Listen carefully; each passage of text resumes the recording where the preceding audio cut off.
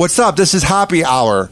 I want to remind you guys, before we get to our interview with Wallysburg, to check out Metro PCS Speedy Link, and they have 22 locations in this Bay Area from Dade City all the way to Sarasota, and their main store is at 7813 Palm River Road, and that's in Tampa.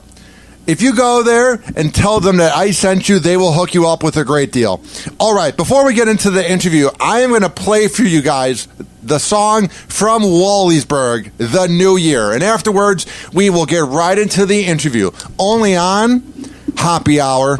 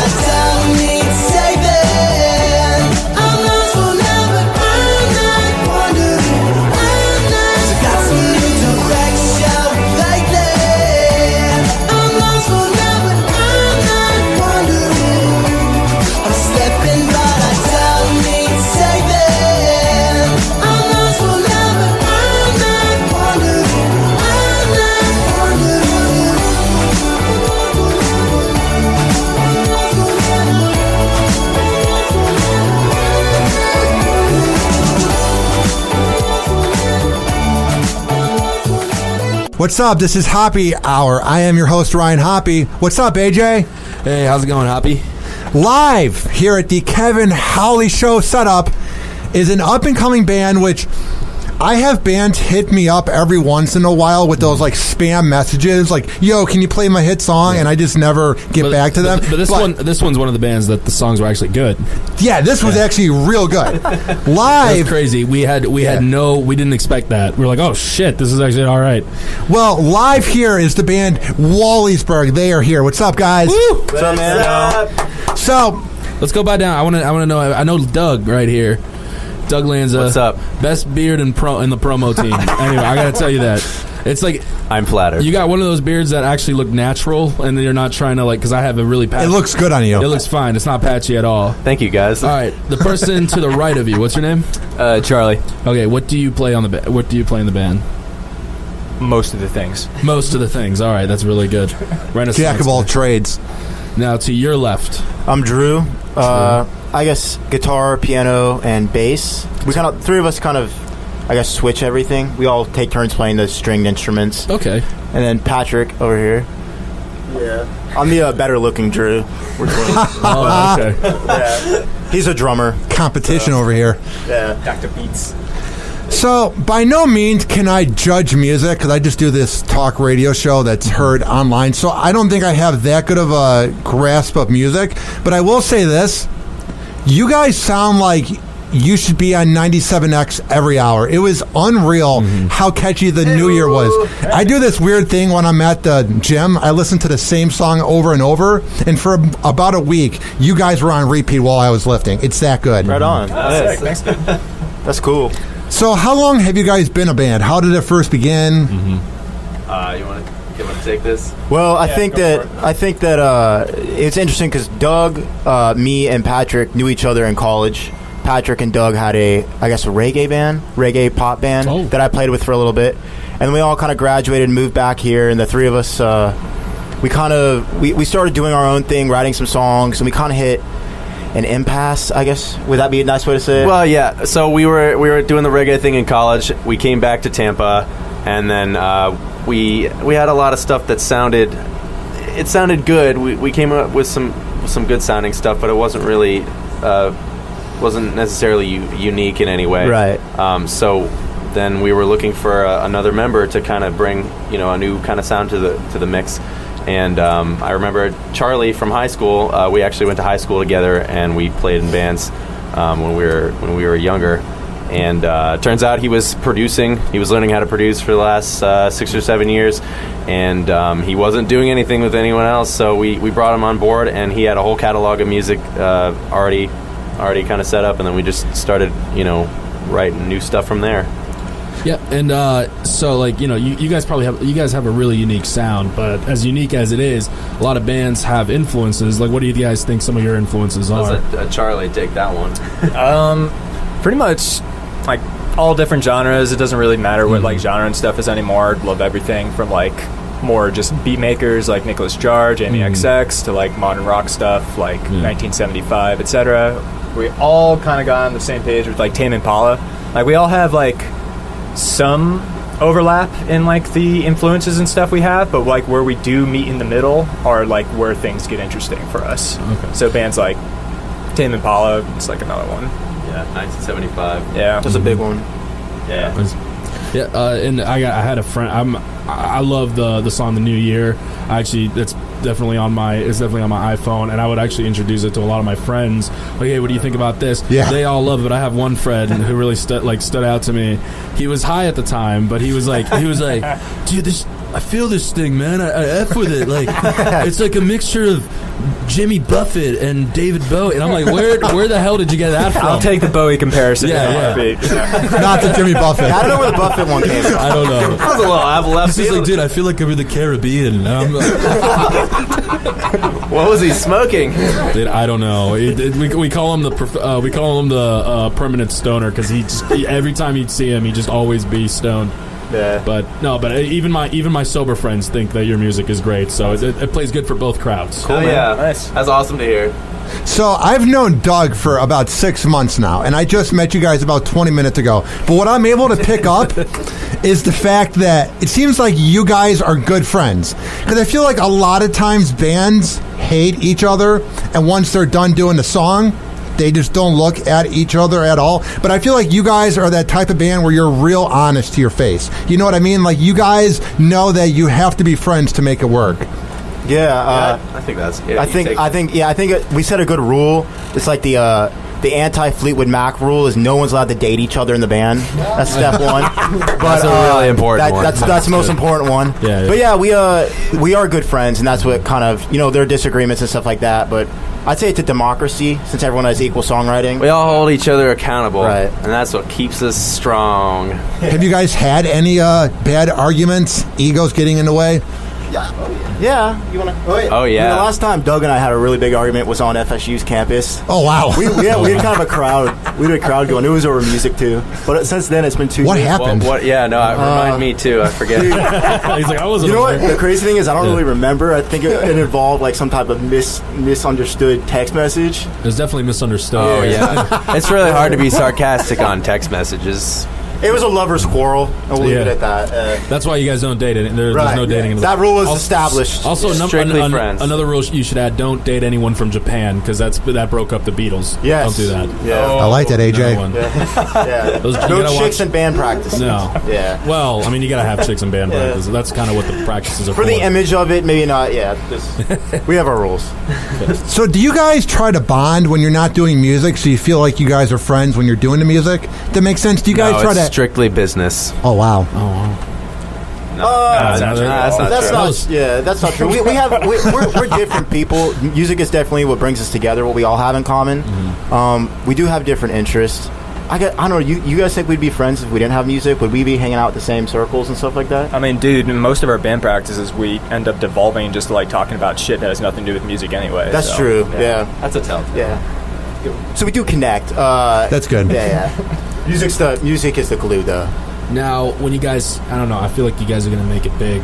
When you make it big, when you make a commercial, is there going to be any, like, labeling? Like, is there going to be a sporty spice? Is there going to be a ginger spice? You're not a ginger at all. Thank God. Yeah. Count your blessings. You're not a ginger. I'm just saying, sporty spice or anything. You guys going to, like, what would describe... You don't have a copyright on that, do you? No, I don't have a copyright. Take Sporty it. Spice. There you go. Coming at you 2019. Make some money off of that, dude. More of my question is like, you know, who's kind of more of the face of the band? Who's more outgoing? Who's more of the quiet, laid back, like songwriter? Like who? Well, how would you kind of describe each person? You tell us, man. The fact that Doug's talking right now, I think, makes it obvious. He can be the face of the band. It seems like you're the face of the band, but you want to share it because you're not like taking over this and trying to be too cool. Because it seems like a lot of times bands have the one guy who thinks he's the shit, like the Gene Simmons of the band, and it seems like you guys don't have that. Yeah. I don't know. You guys talk. It's a compliment. Yeah, there you go. Exactly. I think no one here is a media darling or wants all the attention, which is definitely will hopefully help us out down the road. Mm-hmm. But yeah, we try and do input the same. Everything's 25%. So that's kind of how we try and show the attention. You know what you should do is tell them how you like labeled everybody in the band as a part of the body. Remember how you did that? Oh yeah. What? Yes. Well. This is good. So someone asked me exactly what everyone was in the band. Can I curse on the air? Can I say? Yeah, pretty much. Yeah, Keep it low key, but you're good. Yeah, fucking if go for it. someone, you guys correct me if I said this wrong, but someone asked me to describe the band like a human body. Yeah. Charlie's the brain of the band, right? Mm-hmm. So we bring him the songs, and he just kind of makes it work. He gives us the sound. Doug is the heart of the band because he's got the passion. He writes a lot of the lyrics. Patrick is the backbone of the band because he keeps us tight, and I am the asshole of the band because I take all the shitty ideas and I make sure they get out. And I also have to bring the whip down every once in a while, so it works out. As any asshole does. A normal human body. Sometimes he gets inflamed. Yeah, I guess that's those are the rules we have. We gotta give you a different body part. Sounds very weird. It works though. It works. How much have you guys planned for the future? Like, do you try to just live in the moment, or do you guys feel like big things are happening? That's a great question. You guys are really good at this. I'm trying. Yeah, yes. Listen to a lot of Howard. Well, after we just put out our new single, "Waiting for the Moment," we actually are. I guess we kind of take this in terms of EPs, right? So we have. You want to talk about that, Charlie? Yeah, so right now it's kind of all very project-based, where right now everything's just kind of focused on getting our first EP out the door and all the recording and just infrastructure work that we have to do to get that stuff together, which means, like, figuring out how we're going to translate the songs that we're writing now to a live environment, like making sure the songs we're recording are up to, like, the quality standards that we want them to be, etc. Mm-hmm. But yeah, we're kind of, like, looking at it as just different phases of getting certain input out, and then we can move on to the next thing after that. Have you guys ever had a song that was in your head that you guys came up with, and and you're like, man, this is going to be great. And you guys begin doing the song, and you're like, this will never see the light of day. Oh, yeah. All the time. Where it's just been fucking awful. Terrible. Yeah. That, you guys asked earlier if we fight over that, if we ever fought. That's been an argument in the band. Yeah.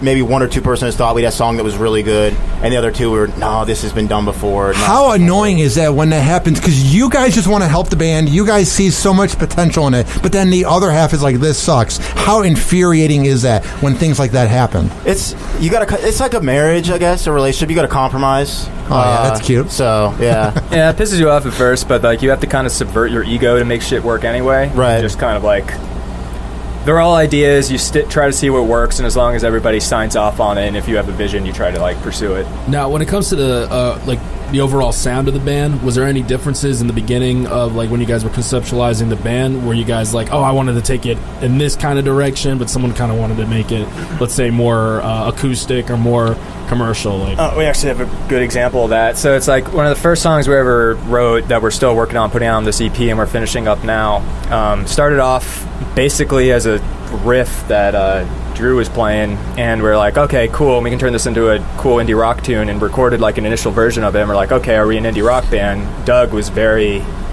like vehement and saying, no, we're not, like, let's try to do something interesting with the instrumentation. So we've taken that single song and translated it across probably like a dozen different genres at this point, and now it's kind of ended up in a territory that sounds like unique for us, and we've just kind of translated to something that sounds that's like what we want. It's pretty much happened with a lot of the songs. They start off as like usually as a guitar riff or just some sort of just a really simple idea, even just a chorus, and then as we put more instruments on them and we just experiment with sound, then they start to turn into a little bit more what we sound like. So do you guys have any mentors, people that you talk to, or are you guys just kind of going with the flow? Do you guys have people you send your music to, people you speak for advice? I guess we could say other bands in the scene, other guys that maybe even established a little one bit one of our good friends bands. They're called King Complex, and they're about a year old in the scene here. We knew them up at Florida State, and they're rocking the scene right now. And they're just making a real business out of their music, and it's been a huge inspiration, at least to me.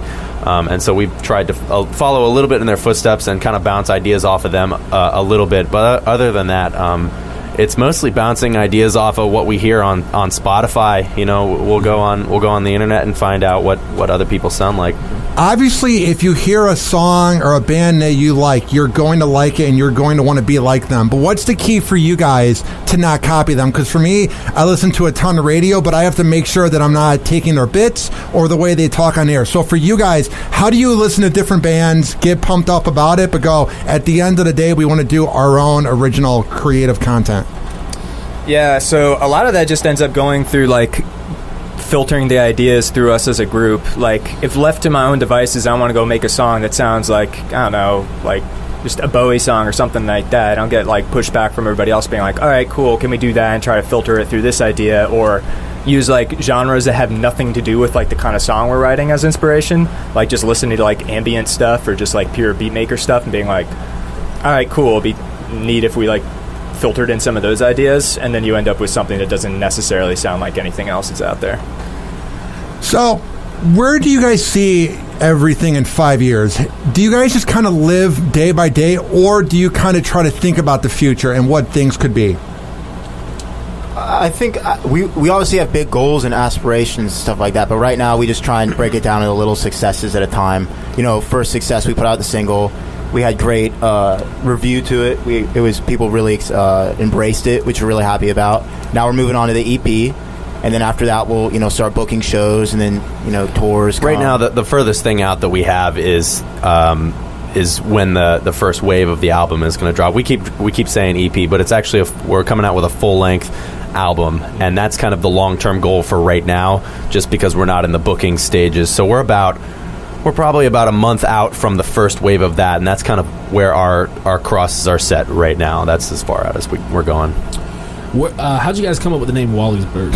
All right, I'm going to pass this to Charlie because this is his. Usually these questions are really interesting. So. Yeah, so Wallysburg has actually been like my solo moniker since I was like 17 in high school, and it's just the name of an apartment complex next to like the high school I went to, and I was like, oh, the name looked cool, the typography that they had on the sign looked neat, and like, you know, when you're like 17 and just putting crap on SoundCloud, you don't really think too much of it, so I just picked it and it stuck, and I used it for so long, it became really like fond of it. So when I joined these guys, I initially pitched the name when we were trying to like figure out a band name, and like Doug was on board at first, but then like Andrew, how'd you guys feel about Wallysburg as a band name? Yeah, it's still growing on me, but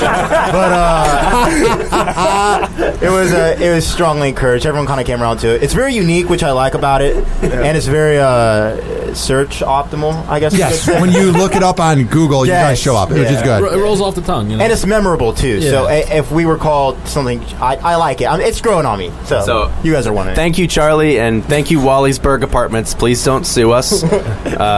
No, we're gonna send you business. Yeah, we promise. We're good on that. The landlord's gonna knock on your studio. You owe me rent, bitch. Yeah, we're just waiting for the cease and desist. Yeah.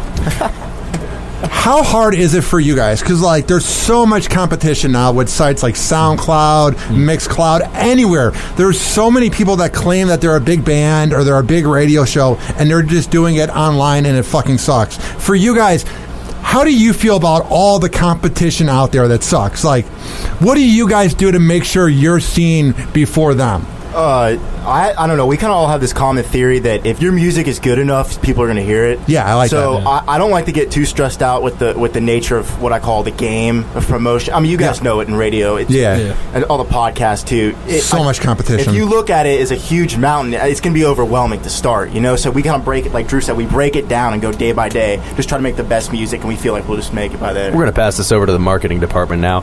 The game is very important. We're doing a lot of R&D on what our our target audience might be, but it does, as Patrick said, come down to we really feel passionately about the music itself. I don't think a target audience even matters when it comes to music, because if your song's good, who cares if a 7-year-old woman listens or a 10-year-old girl or a let's say a 25-year-old dude. You know what I mean? That is that is. Thanks, Kev. That's mostly true. I mean, when you're entering the world of pop music, then you would hope that most people would find it appealing, or at least a majority of the people on the internet would find it appealing. But I think for starters, we got a little bit of a niche sound, so finding out who likes that kind of music first is going to probably help us have at least some preliminary success here. I'll pass it to Charlie. Yeah, this might be the moment where some people roll their eyes, but I don't even really look at it as a competition with anybody else. Yeah, there's like a lot of noise out there, but the signal has been stronger than it's ever been right now. Like, you can just go on Spotify, and there's other bands like us that no one has heard of, but have they just showed up on someone's playlist, the song was good, people started liking it, they added to it, and now they just have a following based on that. Like, there's never been a time in history where you can just find so much quality stuff. It's weird. If you think about 10 years ago, everybody had a flip phone and you had to pass out CDs, and now you can just talk about your band, promote it. Like, Doug was in the main lobby and he told one of our new guys about his band, and all he had to do was open up his phone and voila, there you have a new listener. 10 years ago, even 5 years ago, okay, play this CD, blah, blah, blah, then it gets thrown out. I mean, there's so much competition out there, but think about it. We have it really good. Like, our age group, just think about it. Right. Yeah. We were actually talking about that the other day. We were thinking maybe in the 90s, you had no chance of success unless you were signed, right? Unless you had a major record deal. Now these bands can work their way up and do it completely indie, and they have success. Shout out to Lil Xan. Yeah, Lil Xan, even the SoundCloud rappers, just Lil Pump. Yeah. All the trash. But yeah, it's just, we're lucky to be in the time period we're in. All the little people. And the market right now is really sided more towards the independent artist right now, because there's a designer, the rapper. As soon as he only had one hit, Panda, everyone wanted to sign him, and so a lot of these record labels, they're seeing that they're trying to go against the independent artists. So what they're trying to see is like, oh, let's sign. We don't care if he doesn't even have an EP out. He's got one hit song. Let's get him in and get him signed. Like, what do you guys? Is that your main thing? Do you really want to get signed, or do you kind of just want to wait it out? If they can do anything for me that I couldn't do on my own, then yeah. But I really doubt that they could offer me anything that we can't just do ourselves. Maybe promotion. That'd be the biggest thing a record company. The thing about record deals now is that it does require. Basically, record labels will pump a lot of money into you in the hopes that you return that money to them when you go on tour, through streaming revenues, merch sales, and all that. But it's more popular than ever making success by yourself without a record label, because it can be a sink for money if you're not using it correctly. Don't you have to be signed on a record label to be successful at touring? Isn't that part of it? Not necessarily. No? I'll cite one example. This is just from my past. The reggae band Revolution. Yeah. They're pretty much at the top of the reggae scene right now in terms of SoCal reggae music. Those guys are independent as heck. Really? You know, they I believe they have their own record label, but in terms of like outsourcing their stuff to a touring company, they do everything independently. And I definitely like artists like Macklemore, Chance the Rapper, a lot of these indie rock bands. They're getting around playing stadiums. Great examples. Without the help of like any Interscope Records or any of that stuff. So I mean, it's like this is kind of the age of like showing that you don't need that big record label to get your music out there and have people actually. Right now, for us, it's kind of like whether or not. Well. We're still kind of coming to terms with that decision. Yeah. If a record label shows up and has some great offer that we can't refuse, like great tomorrow, money. then sure. But until that happens, I didn't mean to derail that. Interscope, if you want to sign them, please. That wasn't me trashing you. I'm just saying, Yeah, absolutely. Who would be the one? Would it be Doug? If you guys were to get a record label deal, who would be the one that would kind of do all the like choices and reading it over, or would you guys all do it at the same time equally? Ducks fly together, bro. I'd say Patrick is a CFO of the band, so we probably put him in charge of reading the contracts, and we'd all have it. Like we said earlier, it's a 25%. We'd all have to be for it, but Patrick's how often do you send out your music to people? Because I feel like it's weird when you send out music, because I get messages all the time. That's just spam. Anybody gets those from those random bands that send like that long ass thesis about why you should check out their music. So for you guys, how do you send out your music while coming off different than everybody else? Well, let's let Pat take that, I guess, because he's be in charge of the that. main thing that I've learned is that what you really got to do is you got to reach out to people and show that you care. Yeah. So if I like today, I was on Spotify. I mean, not Spotify, SoundCloud, and I went through all of our old, people that like this, and I was trying to see if anybody was interested in the new music. So I've started to form relationships with them. That's really what you got to do. Really? And I think you have to be humble, and when you guys make it big, keep talking to the fans, because once you don't talk to the fans, that's how you lose fans. Absolutely, but it seems like so many bands get such bigger than life attitudes that they don't know that the fans are the reason why they're there. Yeah, no, we like to, one of the one of the running jokes between all of us is that we like to joke around like we have bigger than life personalities. We like to be really like huge assholes just like amongst each other, but really we're all very grateful for this opportunity in life, just to be doing music and have the amount of free time, just enough free time to be doing this and really pursue the passion. The music is so important to us, and really one of the biggest goals we're trying to achieve here is to create a community that other people can join, and it's central. It's central. The music is central to the community. How long did it take you guys to make the song "The New Year"? How did that process go? Well, Charlie actually had a lot of the New Year done when he joined the band. We just kind of added, maybe put some guitar layers on it. You had the verses, and Doug added some lyrics, right? Yeah, we kind of had like a shell of it, and that's actually how a lot of our stuff starts, is just like various ideas or demos that we'll kind of like present to each other and figure out what parts work and what parts suck. Like, for the new year, for example, like, immediately upon listening to it, these guys were like, yeah, just put like a 4-to-the-floor beat on it and it'll make it way better. I was like, oh my God, I've been sitting on this thing for like a year and never thought of that, and that's just way better.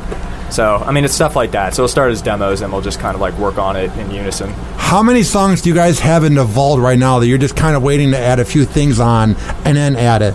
If song can loosely mean ideas that could turn into songs, Yeah. 60. Oh, yeah. Oh, Well, wow. we probably have, what, 15, maybe, quote, done? Yeah. 15? Yeah, and then we'll probably Like choose... full ideas. Right, and we'll choose the best 10 to put out. Yeah. Okay. So I got 2 questions for you guys. It's kind of fun questions, and I hope it's not serious, nothing serious, but this is just some general questions that, just in case, say if you guys make it big. I want to know who do you think in your band will be most likely to do what. So Okay. I got one. All right. So who in the band would most likely leave because the band has gotten too mainstream? Ooh. So who's like the artsy guy? Who's the one who leaves first? Okay, I say Charlie.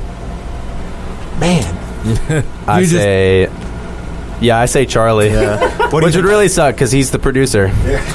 And then we'd be, You'd be shit out of luck. we'd be shit out of luck. What would need to happen for you to just ditch the band? You'd be like, fuck this. Money. That's a weird. That's an aggressive question. There's a lot of things. There's a broad spectrum of things. I think that could be the answer to that question. I don't know. Doug shows up to practice late again. Oh, shots fired. Call that on the air. I like it. That's how we get it done. I like it. All right. Next question. Who in the band will start saying namaste after visiting a Hare Krishna temple? George Harrison type of thing. Yeah, George Harrison. Who do you think is who's gonna find a new religion in the band as soon as they get famous? I know Doug. Doug's already done it like 3 times. So it's like... Yeah, it's Doug. Yeah, Doug. You think so? Oh, yeah, definitely Doug. What are those religions? I don't know what they're Weren't talking you Buddhist about. last week So or something? Like, it was Buddhist. I think it's no. Mormon next week? Mormon. they're fucking with you. Oh. Yeah. Oh, wow. And really? me. No, but Doug's into I think Doug's a very spiritual person, and he's really into the beings. I bet you, like, meditate. Yeah. I'm starting to Do think my yoga. band doesn't know who I am. We should get into that, though. Meditating is when you come up with the best things in your mind because you just shut off everything. Yeah. Literally. I've been meaning to try that. Just look it up. I've heard and it. You I've can heard find it's it good. online. It's hard though because you just want to keep like looking at your phone. Like we're so Right. we just want to be on it all the time. It's a bad thing. Very true. I like going to the beach. Going to the it's beach, great. like, and just chilling, no phones. Which beach do you go to? I like Pass Grill. Pass Grill on St. Pete Beach. I love St. Pete Beach, the main It's one. a great. Or Fort DeSoto. Fort DeSoto is definitely. It's got all the nature. Well, I got 2 more. All right. So I don't know if anyone already is, but who will most likely go vegan because of societal pressure? Doug again. Oh, societal I guess pressure? I guess I'm the hippie of the band. You are a vegan? No, no. I guess I'm just the most likely to. All right. Being a vegan just sucks. You get to eat all the crappy food. You're acting like you tried Are it. you a vegan? Because I've had vegan food and it's terrible. I was vegetarian for 1 month in middle school, and they had this turkey substitute called tofurkey. Ugh. Oh, I had that. I've had that before. It was pretty bad in 2007. I don't know if they've updated their standards. It's just mashed up soybeans, I think. Yeah, It's terrible. that's about right. All right. Last question. Who's most likely to show up to the concert late or drunk? Okay, the first one, Doug. Wait. Why are you late, Doug? Damn, dude. Jesus. They didn't teach me how to be on time in college. Drunk? I don't know. That's a good one. Patrick, you got one? Charlie, he likes scotch. Yeah, Charlie does like the scotch. Patrick likes those. Talk about cages. your scotch collection, Charlie. I have a Scotch collection. You seem like the guy, once you have booze in you, you're a different animal. I feel like that's when the crazy side of you comes out. Wacky Charlie. Watch out. Yeah, that's probably true.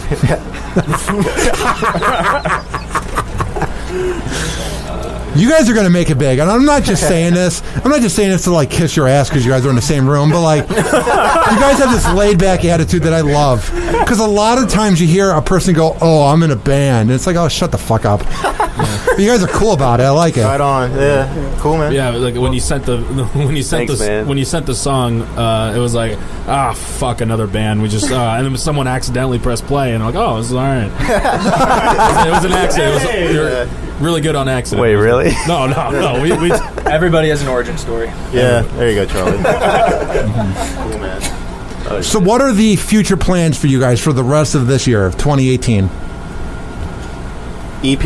Yeah, we're hoping to put the first wave of the album out soon. So the album reads like a story, and we're just doing it in segments because we think that just people will be able to gravitate to that a little bit more. People's attention spans are a little bit more suited to like little chunks of music instead of an entire full-length album. So we're doing the first wave hopefully within a month from now, and then we'll immediately begin starting to book shows, and then starting on the second wave. So hopefully in the next few months we'll have the entire album out, and that'll kind of be the rounded plan for 2018. I see you guys on. Have you ever I would see you guys Adult Swim, the channel. They have this thing called I like where this is heading. Summer of Music. And like every time, like on their website, and they would promote it on TV. Like every week, there's a new, relatively unknown band that they would put in, like a lot of new people. Oh, and there's like, I would look into that. Cool, yeah, dude. I would love that shit. Adult Swim is like what got me into like Flying Lotus. Like, oh yeah, so much great stuff. Like Jay Dilla when I was like growing up. All those shows back in the day were great. Aqua Teen, C-Lab.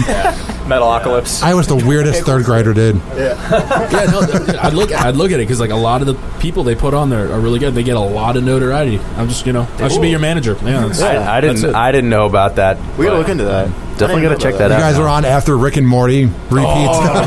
That would be. You'll be the guys who are known to be. That's when we made it. Yeah, we'll be that fan base. No, yeah.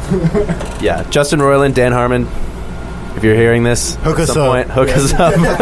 I feel like their fans would be loyal. They'd be weird about it. Oh, yeah. They'd be like, oh my God, Doug Lange is amazing.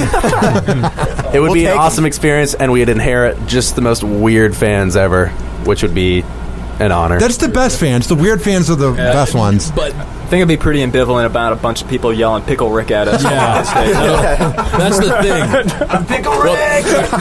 There's three kinds of Rick and Morty fans. The Pickle Rick fans, because that's happened to me. I wore a Rick and Morty shirt once, and then the guy's like, Pickle Rick! I was walking someone's dog. And I'm like, yeah, that's a thing. And then it just kept going. And then there's the ones who, like, they're on chats like, oh, you got to be smart to watch Rick and Morty. You have to be. True facts, I have a Pickle Rick shirt at home. Mm-hmm. That's fine. That's pretty loud. Did you see that one the video, like the Szechuan sauce kid that goes that course. jumps up and down? I waited for months for that Szechuan sauce. We tried it here in studio. It was how average was that fucking sauce? Jesus Christ! Hang on. Please, it's the greatest sauce they had, and they took it away, and I don't know. No, wait, is it actually gone now? No, it's gone. No, it's gone now. Ugh. I promise. Unless they brought it back in the last like few weeks, I went. Dude, I'm not they proud would to be admit this, so but I've been annoyed a couple times. When you would go through the drive-through, they would be so annoyed when you would ask. They're like, fine. 872 next No, window. that's exactly right. The last couple times I've gone, they're just like, no, we're out. We're not bringing that back. But I think this is what I've heard through the grapevine. They're coming out with a live-action remake of the Mulan movie. Wow. And there's no way in hell they're not going to come out with that Szechuan sauce again. What, are we out of ideas now? Jesus Christ. Listen, nostalgia. Hey, man, we got different opinions on that Szechuan sauce, man. I'm going to bring... You know what? I'm going to gift you a 10-piece with the Szechuan sauce when it comes back out. And we'll just see how you like it again. I don't think you've tried enough of it. Have you seen how much money I make per month? I'll take free food anytime. By the way, my friend was completely. I gotta apologize to him because my friend was completely right. He when they brought it back a second time, like we thought it was all gonna stay. He's like, no man, I'm stockpiling these. I'm gonna ask for 4 every time. I'm gonna keep 3 in my fridge. He has a pantry just full of Szechuan sauce. Your friend is brilliant. He's a genius. He's a genius. Smarter than I, because I have 0 Szechuan sauce at home, and I'm very sad. Speaking of smarts, who is the smartest person in this band, and who is the dumbest person in this band? Charlie's the smartest. Oh, thanks, man. And Dog is the dumbest. Depending on who you ask in the band, Dog is definitely. It seems like the thing is it's Doug. You know, I think Drew's the dumbest. Oh, shots fired. I think we got 2 votes for Doug and 1 vote for Drew, so I think Doug is, in fact, El Dumbo. What makes you such a dumbass, Doug? I'm late. I'm a hippie. He meditates. I guess I'm a vegan at some point in my near future. I don't know. Very religious. There's a couple of reasons. You'll say namaste every time you enter a room. Namaste, the smartest one in the band over here. Next hour we'll do an SAT test, Doug and Drew. We'll see who wins. That'll be 3 hours of riveting podcast. Silence. Dead air. Guys, where can people find your music if they want to check out Wallysburg? All right, so we're on Spotify, we're on SoundCloud, we're on iTunes. You can find us on most streaming platforms. And also check out our Facebook page. We're just facebook.com/Wallysburg. Dude. And we're also on Instagram. Our handle is just @Wallysburg. How awesome was it getting on Spotify? Oh, I got rejected. I was so insulted. Wait, I want to hear that story. They just said, at this time, we don't want to add your podcast, basically. Oh. I was like, okay, That's cool. shitty. So I'm happy you guys are on it. You have your own picture on it. Thanks, man. The support is really appreciated. Thank you. It's great. Well, guys, Get out. also, when you make it big, don't forget about this little show out of You keep Newport saying Richard. when we make it big, man. You're going to. Man, you guys Believe have a in great yourself, but be sound. humble, but be cocky, but be humble. At the same Hoppe time. Hour, man. It's where we got our start. You got right here on Hoppe Hour. What? This is canon Actually, now. Last question real quick. Do you guys have a following yet? Do you guys have any girls that are waiting outside your garage or you practice studio? Yeah, there's some outside the studio by that Tell us, hearse out Patrick. there. Just chilling. Yeah, nice. The hookers in this neighborhood. The prostitute. Oh, I love Wallysburg. This is the best band in the world. Those boys at Wallysburg are real gentlemen. Newport Richie's finest. All right, guys. Well, I appreciate you guys being here, and it's awesome. You guys sound great. I'm a big. I told Doug at the promo table. I'm already a fan of you guys. I can't wait to hear the second song. And They will be man. played right now. This has been Hoppe Hour. I am your host, Ryan Hoppe, signing off. Bye, guys. bye. Bye. Thank you. Happy Hour. Happy Hour.